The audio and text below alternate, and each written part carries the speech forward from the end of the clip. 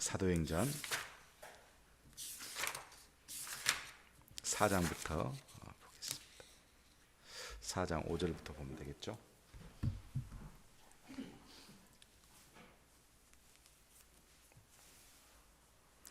예수님께서 제자들에게 승천하시면서 명령해 주셨죠. 성령이 너희에게 임하시면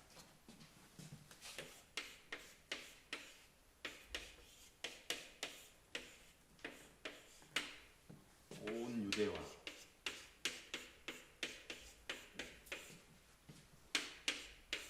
사마리아와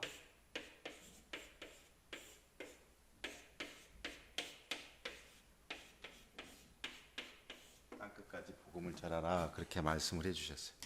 지금 우리가 보고 있는 것은, 그렇다면 이 예루살렘 빠졌죠. 예루살렘 빠졌죠. 이 예루살렘의 복음이 어떻게 전해서 이 명령대로 하는 거죠. 예루살렘에서 유대로, 유대에서 사마리아, 사마리아에서 땅끝으로, 이 과정을 이제 설명해 내는 과정들입니다. 근데 예루살렘의 이 교회가 어떻게 복음이 증거되어지고 예루살렘 교회가 탄생하게 되어졌는가 장면들이 계속 등장합니다. 지난주에 우리는 유대의 관습에 따라 늘 기도하러 올라갔던 베드로와 요한이 성전 미문에 있는 안진뱅이를 구하고 복음을 전파하는 장면까지 보았습니다. 그랬더니 4장에 보면 반응이 일어났는데, 사도들이 백성에게 말할 때 제사장들과 성전 맡은 자들과 사두개인들이 이르러 이제 부활이 있다 가르치는 것을 싫어하고, 그래서 그것 때문에 안진뱅이를 치료해 줬던 그것 때문에 성도 수는 많이 늘었으나 박해는 하게 되었다. 그러나 박해의 결과를 보면 믿는 자가 많고 남자의 수가 약 5,000명이나 되었더라, 이렇게 기록된 것으로 마쳤습니다. 자, 베드로가 이튿날 관리들과 장로들과 서기관들이 예루살렘에 모였는데, 자, 다시 이제 어디로 모였습니까? 예루살렘을 실질적으로 통치하고 있는 장로들과 그리고 서기관들 그리고 관리들이 모였다 했는데, 전체적으로 보면 사내들인 공회예요. 약 70여 명으로 구성되어진 사내들인 공회는 그 당시에 우리의 국회와 같고, 거기에 수장은 대제사장이 됩니다. 그래서 어찌됐든 종교 지도자들이 한 곳에 다 모였는데, 그 지도자들 이름이 등장하는데 대제사장 안나스, 가야바, 요한, 이렇게 되어 있습니다. 자, 이 세 사람이 다 대제사장입니다. 그러니까 제사장이 안나스가 하고, 그러니까 예수님이 태어나시고 그러니까 6년부터 15년까지 안나스가 제사장이었고, 가야바는 18년부터 36년까지, 그래서 예수님이 십자가에 못 박혔을 때 대제사장은 가야바였어요. 그리고 예수님이 십자가에 못 박히신 후 36년부터 37년까지는 요한이라는 사람이 대제사장을 했어요. 그러니까 제사장을 했던 그 가족들이 이름이 거론된 거 보면, 이 사람들은 짜고 치는 것처럼 전체 예루살렘의 그 어떤 제사적인 기능을 가족들이 대물림하면서부터 세습하면서부터 굉장히 이권과 많이 관련되어져 있는 사람들입니다. 이 사람들이 유태인들을 이끌고 있는 사내들인 공회의 전체 어떤 가문을, 전체 귀족 가문을 만들어 형성한 집단들이라고 볼 수 있는데, 이들이 이제 7절에 보면 사도들에게 물었습니다. 너희가 무슨 권세와 누구의 이름으로 이 일을 행하였느냐, 이렇게 묻습니다. 어떤 힘으로, 누가 준 권세로, 누구의 이름으로 이 미문에 앉아있는 안진뱅이를 치료해 주었느냐 물었더니, 베드로가 8절에 성령이 충만하여 대답합니다. 자, 백성의 관리들과 장로들아, 만일 병자에게 행한 착한 일에 대하여 이 사람이 어떻게 구원받았냐고 오늘 우리에게 질문한다면, 그랬어요.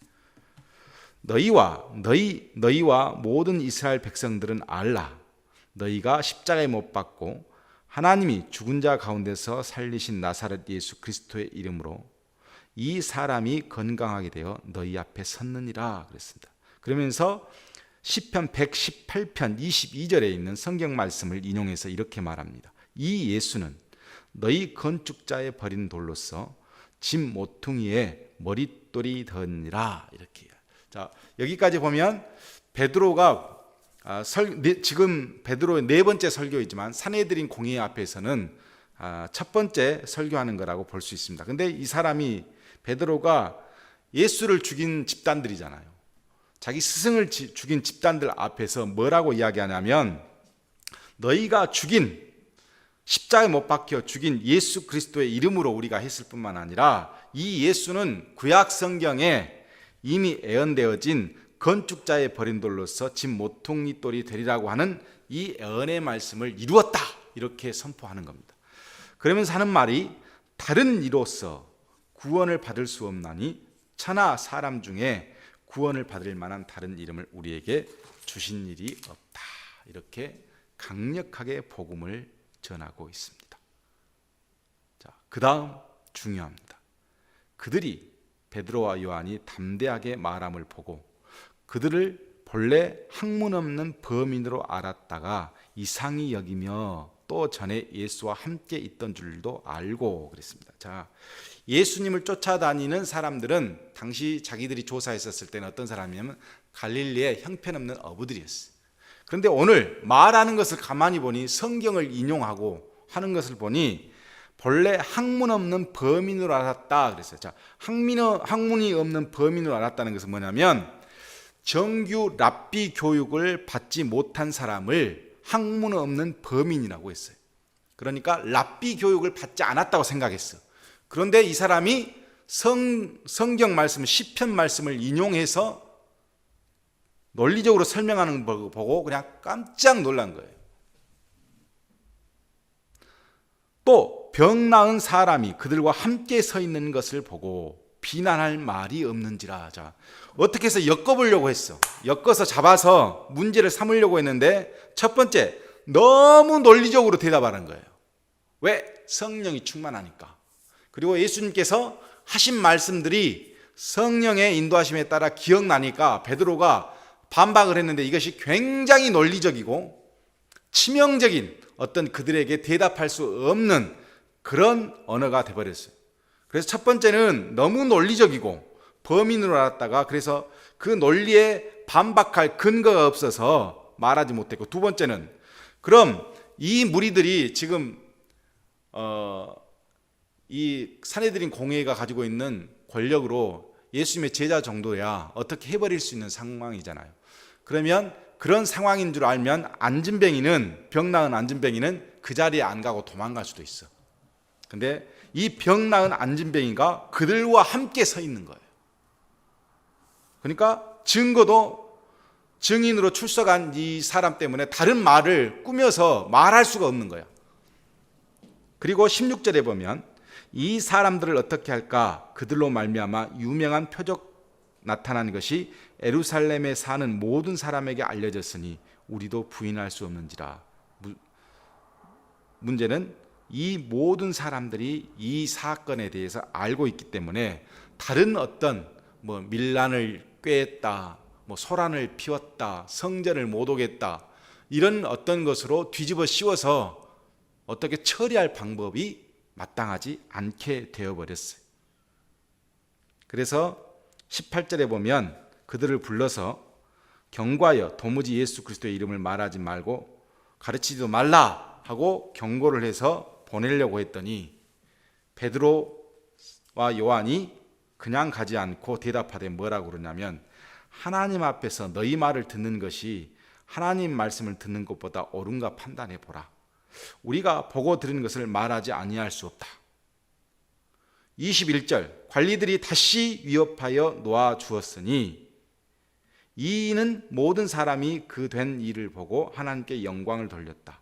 이 표적으로 병 나은 사람은 40여 세나 되었더라. 자, 이 병 나은 사람 이름이 그 연도가 기록이 돼 있고, 자, 베드로와 요한을 보내면 그래 이것도 하나님의 영광이다 하고 조용히 나오면 되는데 거기다 끝끝내 또 말대꾸까지 하고 나와요.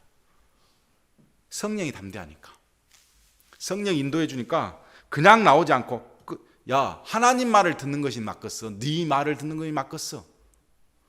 끝내 말대꾸 하면서 우리가 보고 들은 것을 말하지 않을 수 없다, 이렇게까지 딱 못 받고 나와버려요. 자, 이것을 들은 반응이 또 나옵니다. 사도와 성도들이 합심하여 기도하게 되어지는데, 사도들이 노임에 그 동료에게 가서 제사장들과 장로들의 말을 다 알렸어요. 그들이 듣고 한 마음으로 하나님께 소리를 높여 이르되, 대주제여 천지와 바다와 그 가운데 만물을 지은 이시오. 이렇게 돼요. 이사야 37장 15절과 20절에 있는 내용입니다. 자, 이들 또 찬양을 할 때 성경에 근거해서 찬양을 해요. 또 시편, 또 다윗이 입을 통하여 이렇게 되어 있는데, 여기는 시편 2장 1절과 2절에 성령으로 말씀하시기를 어찌하여 열방이 분노하며 족속들이 허사를 경영하는고, 세상의 군왕들이 나서며 관리들이 함께 모여 주와 그의 그리스도를 대적하는도다 하신 이로소이다. 자, 성경의 다윗이 시편에서 말씀하신 성경이 그대로 우리가 지금 살고 있는 이 현장에서 예언되어진 것이 이루어지고 있다, 이렇게까지 이야기를 해요. 그리고 그들이 해석하기를 27절, 헤롯, 이는 분봉아 안티파스 1세예요. 헤롯 분봉아 안티파스 1세와 본디오 빌라도 총독과 이방인과 이스라엘 백성과 합세하여 하나님께서 기름 부으신 거룩한 종 예수를 거슬러 하나님의 권능과 뜻대로 이루려고 예정하신 그것을 행하려고 이 성에 모였나이다. 주여, 이제 기도하는데 첫 번째, 자, 핍박이 가해졌어요. 이들에게 겁박을 주었어요. 박해가 있을 거라고 이들이 경고했어요.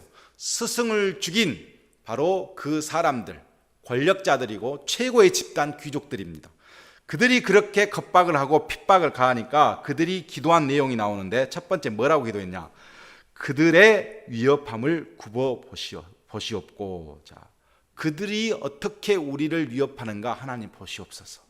그리고 두 번째 뭐라고 말하면, 담대히 하나님의 말씀을 전하게 하여 주시옵소서. 자, 자신들에게 주신 사명이 이 핍박과 겁박으로 흐트러지지 않기를 기도합니다.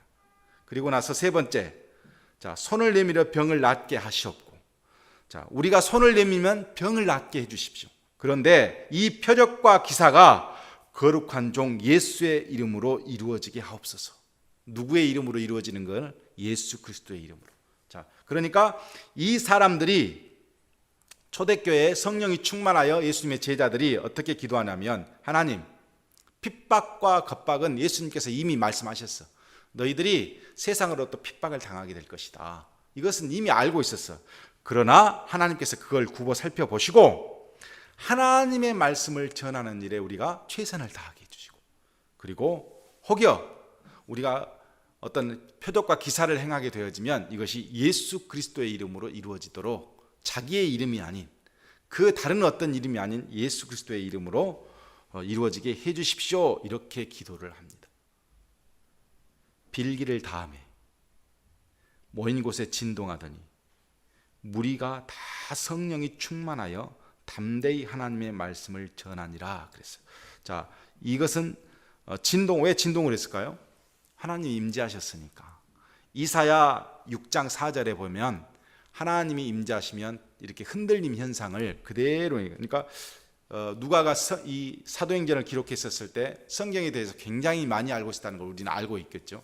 그리고 그것 하나하나가 뭐냐면 성경 말씀에서 있는 하나님의 임재, 하나님의 약속, 하나님의 능력, 이 모든 것이 역사적인 사실임에도 불구하고 그것들을 계속해서 집어넣어서 충분히 이해할 수 있도록 그렇게 설명해내고 있는 겁니다.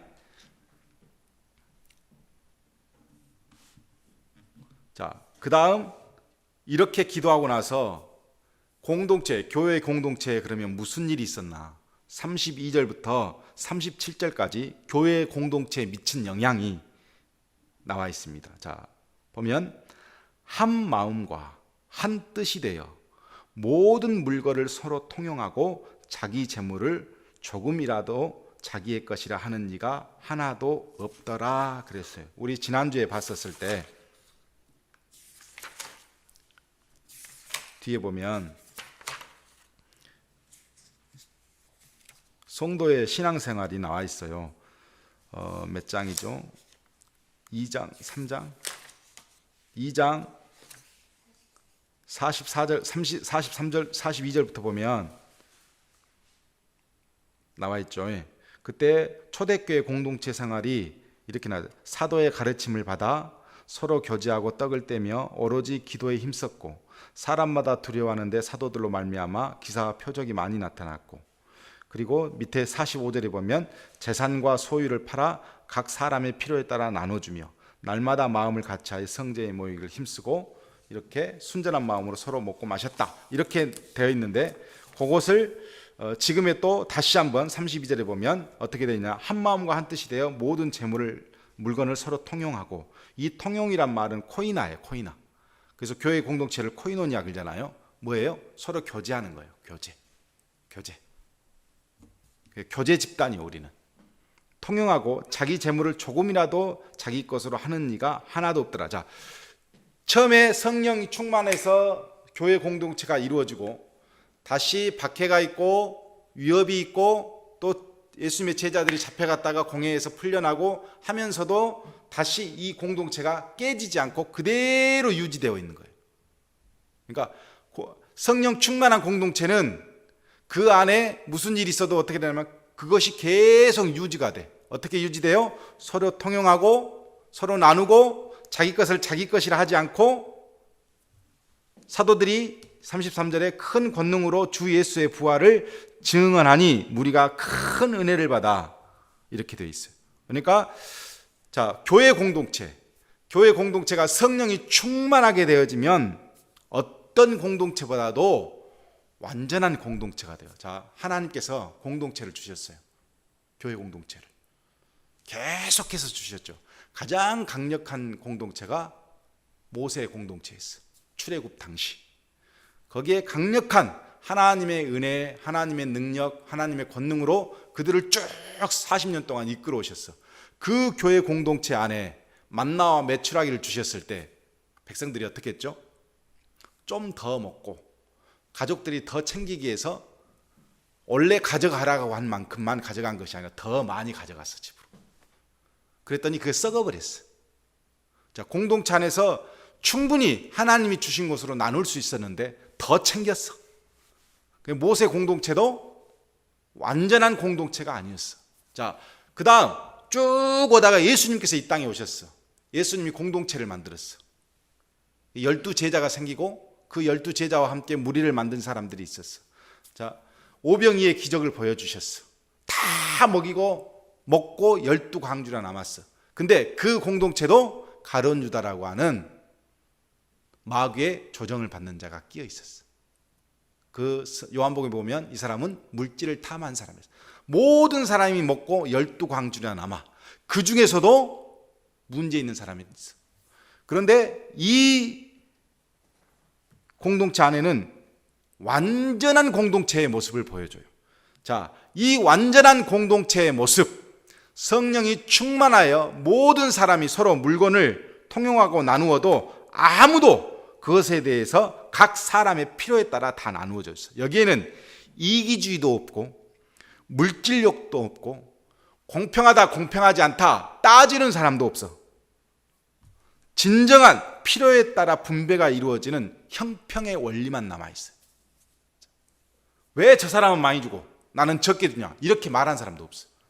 형평의 원리, 필요에 따라 사람들이 가져가고 필요에 따라 먹고, 요 원리만 남아있어요.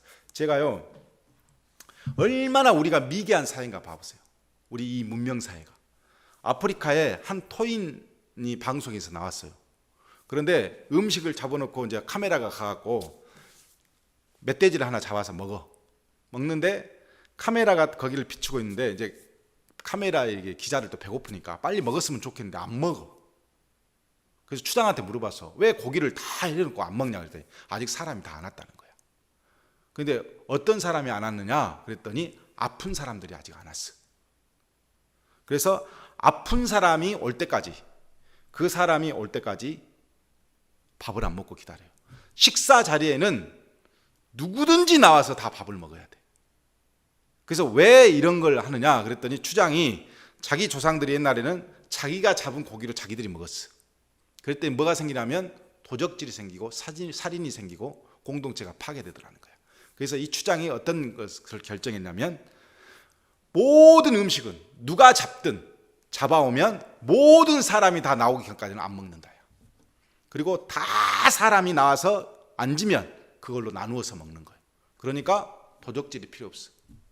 어차피 다 묵으니까. 아픈 사람이 누워있어도 아무 상관없어. 건강한 사람들 잡아오면 되니까. 그러니까 불만이 없고 서로 살인이 일어나거나 이러지도 않아. 내 것이라고 우기는 사람 없어. 무조건 가져오면 창고에다 놔두고 다 모여야 먹어. 만약에 혼자 먹었다가 걸리면 문제가 생겨. 그러니까 항상 음식은 아픈 사람이나 어떤 사람이나 모든 사람이 다 모일 때까지 안 먹고 다 기다리고 있어. 그러니까 완벽하게 서로 공동체를 이루는 거예요. 이런 미개한 민족들도 그걸 하는데 우리 문명인들이 뭐래요? 가다 놓고 먹고 채워놓고 먹고 썩여서 먹고 냉장고에다 넣어놔 먹고 계속 그러니까 병이 걸리고 다 앉아. 근데 이 사회는 뭐냐면 필요에 따라 나누어졌다는 거예요. 그래서 우리가 성경에 보면 일용할 양식을 주옵시고 제가 항상 말하는 건 이 일용할 양식은 내가 오늘 나에게 필요한 양식이 아니에요. 우리 공동체 모두에게 하나님은 필요한 양식을 주셨어. 우리 모두에게 일용한 양식을 주셨어. 그런데 어느 쪽은 많이 갖다 먹고 어느 쪽은 못 먹으면서 난민이 생기고 죽는 사람이 생기고 지구상의 모든 사람들은 다 먹고 마실 만큼 하나님은 충분히 주셨어. 어느 쪽에서 많이 먹어버리고 썩게 먹고 창고에 저장해서 먹고 이러기 때문에 나머지 사람들이 못 먹는 거예요. 자, 그런데 재미있는 사건이 이 사건 이야기하기 위해서 지금 계속 이야기하는데요. 자, 그 중에 34 한 사람이 없으니 이는 밭과 집이 있는 자를 자는 팔아 그 판 자의 값을 가져다가 사도들 발 앞에 두매 그 사람이 각 사람의 필요에 따라 나누어 줌이라. 구브로에서 난 레위 사람이 있으니 이름은 요셉이라. 요셉이란 사람인데 사도들이 일컬 이 사람을 바나바라고 했어. 바나바는 위로자라는 뜻이고 그 밭이 있음에 팔아 그 값을 가지고 사도들 발 앞에 두니라 그랬어요. 자, 민수기 18장 20절에 보면 또 신명기 10장 9절에 보면 레위인은 사유 재산을 가지고 있을 수 없습니다. 그런데 이 바나바라고 하는 요셉이라고 하는 사람이 사유 재산을 가지고 있었어. 레위족인데. 자, 왜 이 사람이 사유 재산을 가지고 있었느냐? 바벨론 포로 이후 포로로 잡혀갔다가 이스라엘 백성들이 다시 예루살렘에 모여서 또 공동체를 세웠어. 이스라엘 공동체를 세웠는데 문제는 뭐냐면 그 전에 다윗의 후손들은 이 제사장이나 그리고 레위 족속들한테 나누어줘서 그들이 제사를 지으면 거기에서 떼어서 가져가고 또 밭도 채소나 자기 농사를 지을 수 있는 공간도 주고 이렇게 다 배려를 했단 말이에요. 그런데 공동체가 한번 파괴되고 나서 다시 돌아왔었을 때 이걸 회복하지 못했어. 그래서 레위족들이 하나님 앞에 제사 지내는 족들이 어떻게 됐냐면 흩어져 버려요. 흩어져서 사유재산을 가지게 됐어. 결국 뭐냐면 하나님이 본래 가지고 있는 이 기능을 유대인들이 파괴되면서 공동체가 파괴되면서 원래 기능을 회복하지 못한 상태였는데 이 레위족인 바나바가 갑자기 그 공동체의 은혜를 받고 자기 사유재산을 전부 다 교회에 바쳤어. 이건 뭘 의미하냐면 은혜를 받아서 자기 것을 자기 것이라 하지 않는 그런 어떤 은혜 때문에 자기 재산을 다 바쳤다. 이것도 있지만 앞에다 레위족이라고 붙였던 이유는 뭐냐면 레위족이 원래의 기능으로 돌아가게 됐다는 거예요. 다 사유재산을 싹 바치고. 원래 레위족은 누구의? 하나님이 주신 것으로만 살아야 돼. 그 기능으로 돌아갔다라는 의미를 가지고 있어. 그러니까 성령이 임재하신 완전한 공동체 안에서는 뭐가 있냐면 말씀을 전한 자는 말씀을 전하고 말씀을 받는 자는 말씀을 받고 그러나 내가 많이 갖고 내가 적게 갖고 이런 개념이 없고 모든 사람이 자기 기능을 회복하는 그런 관계 안의 공동체가 바로 예수 성령 공동체라 할 수 있다 이거예요. 자, 문제는 5장이에요. 자, 이것이 기본이야. 5장에 아나제라 하는 사람이 그의 아내 삽비라와 더불어 소유를 팔아 그 값에서 얼마를 감추매 그 아내도 알더라. 얼마만 가져다가 사도들 발 앞에 두니. 그랬어요. 자,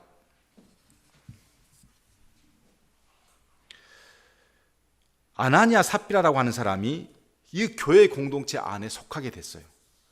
자, 동기가 뭐였을까?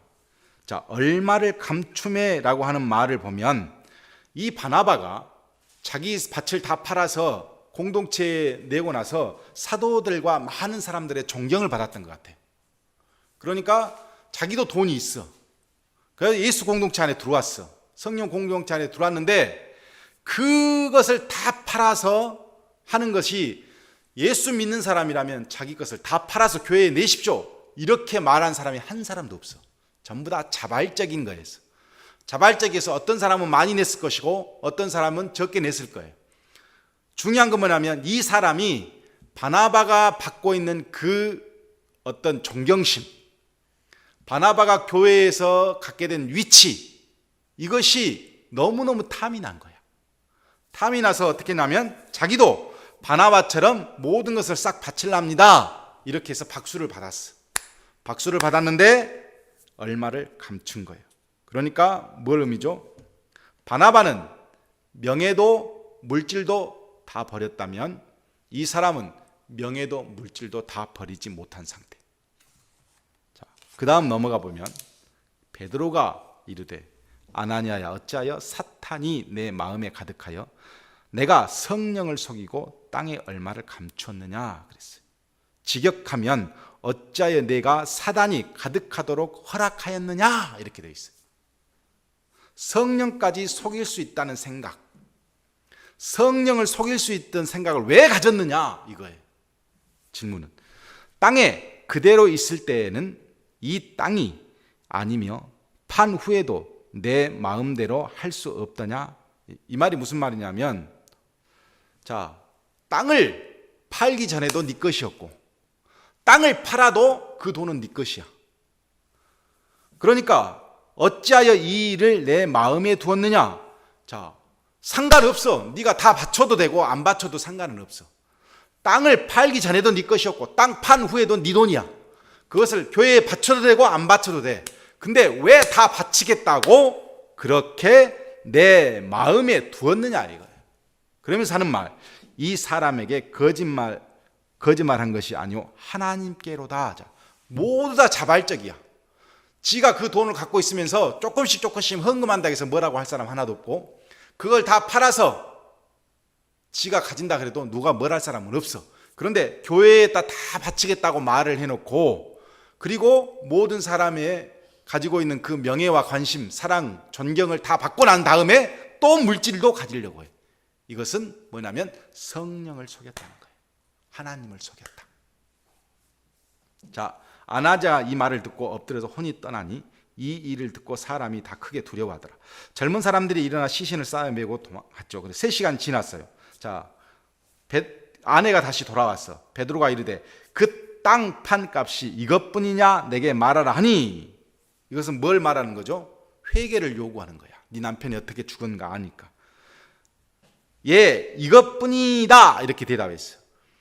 베드로가 이르되 너희가 어찌하여 함께 꾀하여 주의 영을 시험하느냐. 보라, 내 남편을 장사하고 오는 사람들이 발이 문 앞에 이르렀으니 너를 메어 나가리라 또 그랬죠. 그러나 10절에 그가 베드로의 발 앞에 엎드러져 혼이 떠나는지라 젊은 사람들이 들어와 죽은 것을 보고 메어다가 그의 남편 곁에 장사하였다. 자, 주의 영을 시험하느냐. 자, 하나님을 시험하지 말라는 말씀이 출애굽기 17장 2절에도 있고 신명기 6장 16절에도 있어요. 자, 하나님을 시험하지 말라. 자, 왜 시험하지 말라? 이 말은 뭐냐면 하나님을 시험하는 것은 믿는 사람이 시험합니까? 안 믿는 사람이 시험합니까? 하나님을 누가 시험할 수 있어요? 믿는 사람들이. 중요한 것은 믿는 사람들이 하는데 앞에 성령을 속이고 성령을 속였다는 말과 주의 영을 시험했다는 말을 다 합치면 한마디로 이야기하면 뭐냐면 성령 회방이에요. 성령 회방. 자, 히브리서 6장 한번 보겠습니다. 히브리서 6장.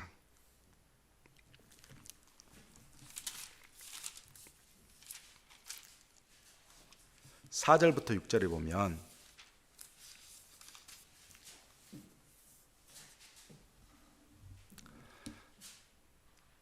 히브리서 6장 4절부터 보면 한 번 빚을 받고 하늘의 은사를 맛보고 성령에 참여한 바 되고 하나님의 선한 말씀과 내세의 능력을 맛보고도 타락한 자들은 다시 새롭게 하여 회개하게 할 수 없나니 이는 그들이 하나님의 아들을 다시 십자가에 못 박아 드러내놓고 욕되게 함이라. 그렇게 되어 있어요.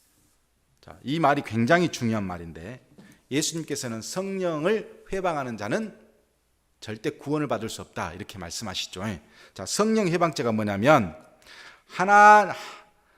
빛도 보고 은사도 체험하고 성령에 참여한 바 되고 하나님의 말씀과 내세의 능력을 맛보았어. 맛보고도 뭐냐면 타락한 자들은, 타락한 말은 여기서 대적한 자들이. 똑같은 말이 히브리서 10장에 보면 있습니다. 히브리서 10장 한번 더 봅니다. 10장 26절 27절.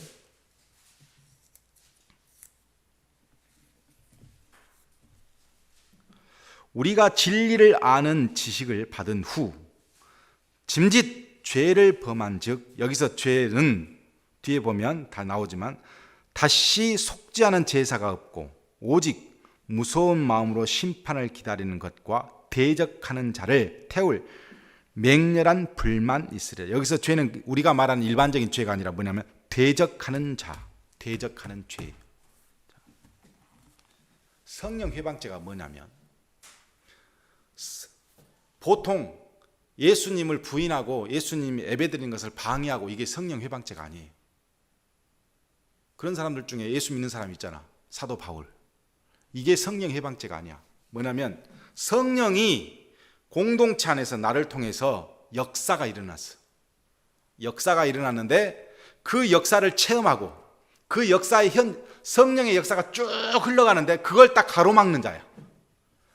내 안에서 성령의 역사가, 내 가정 안에서 쫙 성령의 역사가 흘러가지고 내가 하나님의 능력이 뭔가를 알 수 있도록 내가 서 있는 이 현장에서 일어나고 있는데 그걸 딱 가로막고 이건 성령의 역사가 아니야. 그러면서 이것을 호도해버리고 바꾸어버리고 거짓으로 둔갑시켜버리는 것을 뭐냐면 성령 회방죄라 그래. 아나니아하고 삽비라가 죄를 지어서 죽은 게 아니에요. 뭐냐면 지금 이 공동체 안에서 뭐가 일어났어요? 완전한 하나님의 공동체, 하나님의 역사. 모든 것이 자기 자리로 돌아가고 모든 것이 하나로 되어진 이 역사 안에서 딱 가로막고 선 자가 누구냐면 아나니아와 삽비라예요. 자, 이거는 뭐냐면 자기가 그냥 보고 가만히 있었으면 아무 문제가 안 돼. 근데 자기가 가지고 있는 무력, 명예욕, 이것으로 성령의 역사가 흐르고 있는 그 중간에다가 딱 들이대고 막는 거예요. 이 공동체의 역사 안에. 다른 데서 있었으면 이거는 죽을 일이 아니에요. 성령의 역사가 이 공동체 안에 흐르고 있어. 그리고 그 안에 지금 함께 있어. 함께 있는데 무력과 명예욕으로 이걸 딱 가로막았어. 그러니까 그 자리에서 죽는 거예요. 자, 제가 가장 두려워하는 게 목사들이잖아요. 목사들은 성령을 체험하고 성령의 역사를 알고 성령의 역사를 가르치고 교회 안에서 성령의 역사를 추구하는 사람들이. 그런데 자기의 욕심에 의해서 이걸 딱 가로막는 자들이 있어요. 그리고 호도해버리고 이거를 또 다른 것으로 바꿔버리고. 저는 절대 구원받지 못한다고 생각해요. 성경 어디를 봐도 예수 안 믿는 거야, 그거는. 그러면서 예수 믿는다? 거짓이야. 성령이 있는 사람은 성령의 인도함을 받는 사람은 그 두려운 사건 안에서 발뺌할 수가 없어. 그냥 내 이익이 있으니까, 내 명예가 있으니까, 나한테 무력이 되니까 내가 이거 몰아붙여서 이걸 다 빼앗아서 내가 가져야 되겠다. 절대 예수 믿는 사람이 그럴 수 없어.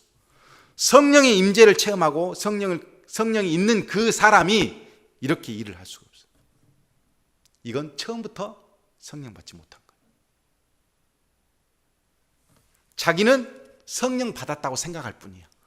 그리고 자기는 성령을 이해한다고 생각할 뿐이고, 자기는 하나님의 말씀을 안다고 생각할 뿐, 진짜로 일어나지 못해. 아나니아와 삽비라 같은 사람.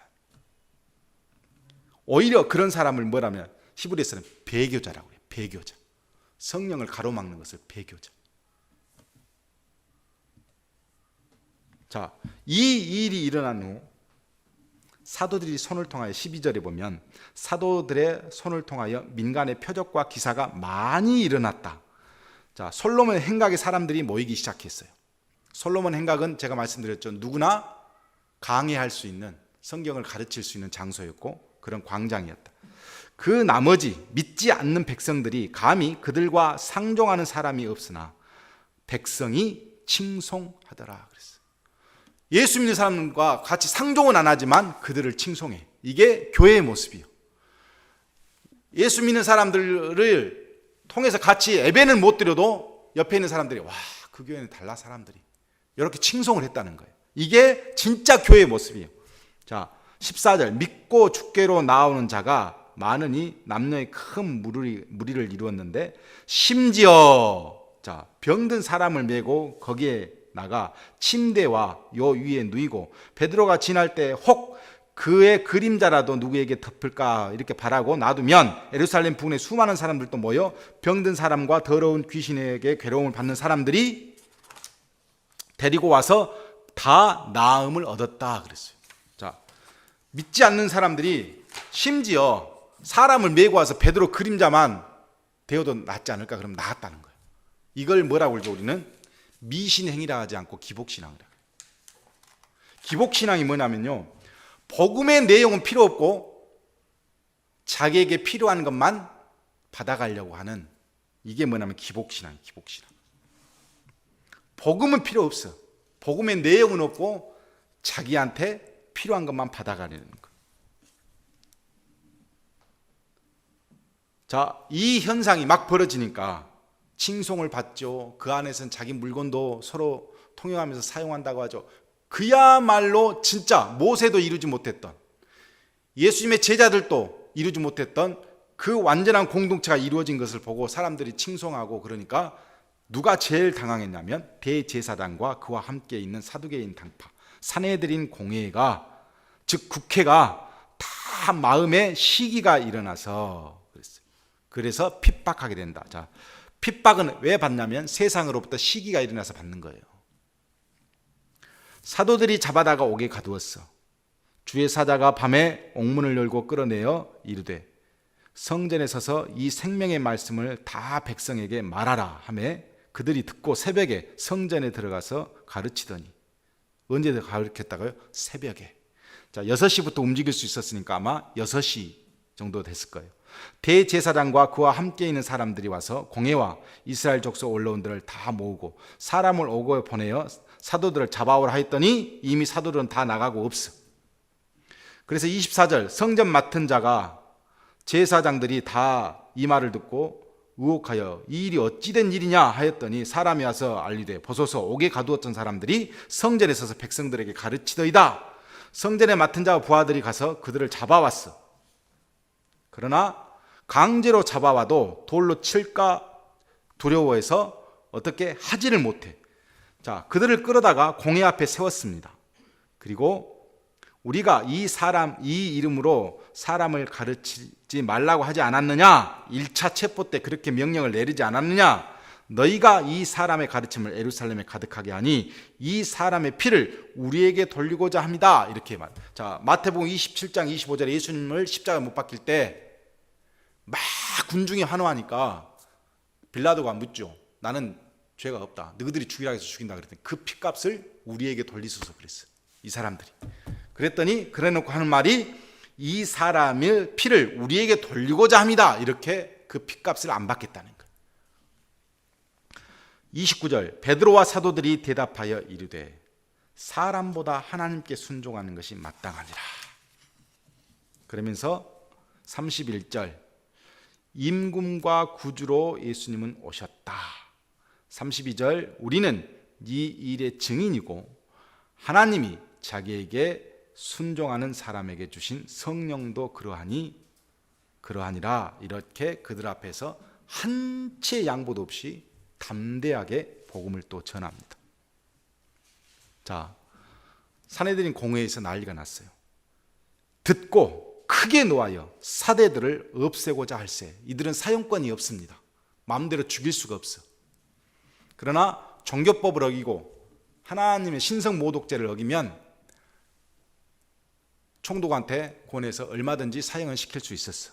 그래서 죽이고자 했어. 그때 바리새인 가말리엘, 바울의 스승인 율법 교사가 모든 백성에게 존경받는 사람이기 때문에 공회 중에 일어나 명하여 사도들을 잠깐 밖에 나가라고 하고 이 공회원들과 이야기를 합니다. 자, 내 말 좀 들어봐라. 이스라엘 사람들아, 너희가 이 사람들에게 대하여 어떻게 하려는지 조심해라. 왜 조심해야 되냐? 두 가지 예를 들었습니다. 첫 번째, 드다라고 하는 사람을 예를 들고 37절에 보면 유다라고 하는 사람 예를 두 가지로 들면서 이야기했어. 자, 드다가 일어났어. 스스로 선전함에 사람이 약 400명이나 따르더니 그가 죽임을 당함에 따르던 사람들이 다 흩어졌다.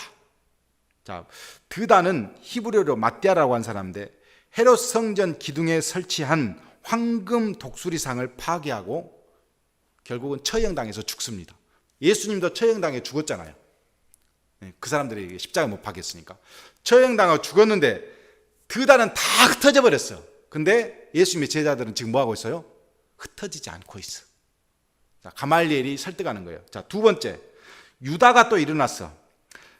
갈릴리 사람들을 호적할 때 유다란 사람이 일어나서 백성을 꾀어 그도 망한즉 따르던 사람이 다 흩어졌다. 자, 유다라고 하는 사람이 세금을 징수하기 위해서 로마에서 호적을 등본할 때 반란을 일으켜서 진압이 됐는데 유다가 진압되자마자 사람들이 싹 흩어져 버렸어. 근데 예수는 흩어졌어, 안 흩어졌어?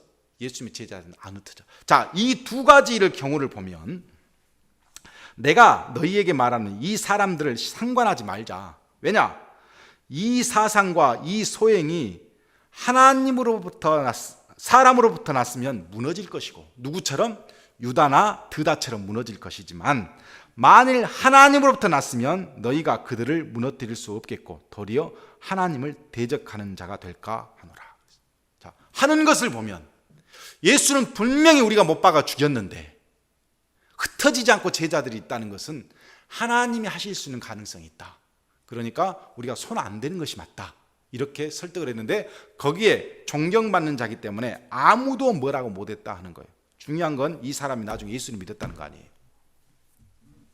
교회 사에 보면 교회 그 떠도는 이야기에 보면 이 사람도 가말리엘도 나중에 훗날 개종했다고 그렇게 나와 있어요.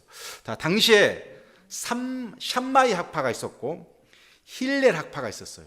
자, 유태인들은 가장 존경한 이 율법사가 누구냐? 그러면 학사 에스라야. 우리 성경에 나오는 에스라. 이 에스라를 능가하는 당시에 최고 율법에 대해서 능한 사람이 있었는데 이 사람이 힐렐이야, 힐렐. 그래서 힐렐의 제자들이 엄청나게 많아요. 그래서 학사 에스라, 힐렐 이 두 사람이 가장 존경을 받아. 근데 이 힐렐의 손자 이 가말리엘이 또 당시에 예수님 그 당시에 가장 존경받는 3대 유태 학자 하면 힐렐, 가말리엘, 에스라야. 근데 이 가말리엘이 바로 누구예요? 사도 바울의 스승이야. 근데 이 스승이 오늘 한 논리를 가만히 보면 이 사람이 보통 도통한 사람이 아니에요. 역사나 상식, 율법 모든 것을 갖고 이 안에 있는 대제사장들이나 어떤 독재자들, 우리가 보는 귀족 1순위들이 몰아가도 충분히 그 말에 위협을 느낄 만큼 당시 이 힐렐 학파인 가말리엘은 어떤 사람은 그 가말리엘은 그 굉장히 온건파였어요. 보수 합리적인 온건파. 그래서 좀 온건했다면 이 샴마이 학파는 굉장히 개혁적이고 진보적이요. 그리고 행동주의자들이고, 바울이 가말리엘 제자라는 것이 안 믿겨질 정도예요. 바울은 어떻게죠? 굉장히 진보적이고 굉장히 보수적이어서 그냥 사람들 행동주의자잖아요. 이게 샴마이 학파처럼 바울이 보여. 그러나 어찌됐든 이 가말리엘 사람은 굉장히 온건하고 그리고 합리적이었다. 합리적인 사람들이었다. 이 가말리엘이 축자 유대인들이 뭐라고 그랬냐면요, 율법의 영광이 떠났다. 깨끗함과 거룩함이 죽었다. 이렇게 이야기했어요. 얼마나 이 사람을 사랑했던지 유대인들이. 근데 그 사람이 이야기하니까 대제사장의 귀족들도 그 누구 하나 토를 달 수 없었어. 자, 그렇게 해서 이 사람들이 놓이게 되었고, 40절에 그들이 옳게 여겨 사도들을 불러대어 채찍질하며 예수의 이름으로 말하지 말 것을 금하였다. 채찍질은 몇 대나 맞았을까? 39대 맞았어요. 나는 알아. 그때 옆에 있어서. 유대 신명기 25장 3절에 보면 절대 40대를 못 때리게 했어. 40대를 때리면 율법을 어기는 거야. 그러니까 유태인들이 막 때리다가 혹시나 한 대 잘못 때렸을까 봐 39대까지만 때리고 안 때려. 하나는 자기가 잘못 실수할 수 있으니까 율법을 지키기 위해서. 그래서 그 당시에 틀림없이 태형으로 39대를 때렸어. 그래도 안 죽었어. 사도들은 그의 이름을 위하여 능욕받는 일에 합당한 자로 여기심을 기뻐하면서 공의 앞에서 떠나느니라. 그들이 날마다 성전에 있든지 집에 있든지 예수 그리스도라고 가르치기와 전도하기를 그치지 아니하였다. 결과가 뭐예요? 핍박과 고통과 압박을 가했더니 오히려 당연히 여기고 기뻐했다. 자, 그러니까 예루살렘 교회는 어떻게 이어진 거예요? 예루살렘 교회가 당시 3만 명 정도였다고 학자들이 말을 하는데, 그 3만 명이 어떻게 모였냐? 핍박과 능욕과 고통이 가해져도 당연히 있을 수 있는 일하고 기뻐했다는 거. 요거 하나 하고, 그리고 성전에 있든지 집에 있든지 가르치기와 전도하기를 그치지 않는 결과가 예루살렘 교회. 요것 때문에 예루살렘 교회가 그 다음 어디로 가요? 유대 그리고 사마리아 땅 끝까지 갈 수 있었던 가장 원동력은 뭐냐면 고난, 고통, 아픔, 기뻐하면서 당연한 걸로 여겼고, 그러면서 가르치기와 전도하기를 힘쓴 결과가 오늘날 사도행전의 결과다. 이렇게 보시면 됩니다. 우리 주신 말씀을 생각하면서 잠깐 기도하는 시간 갖겠습니다.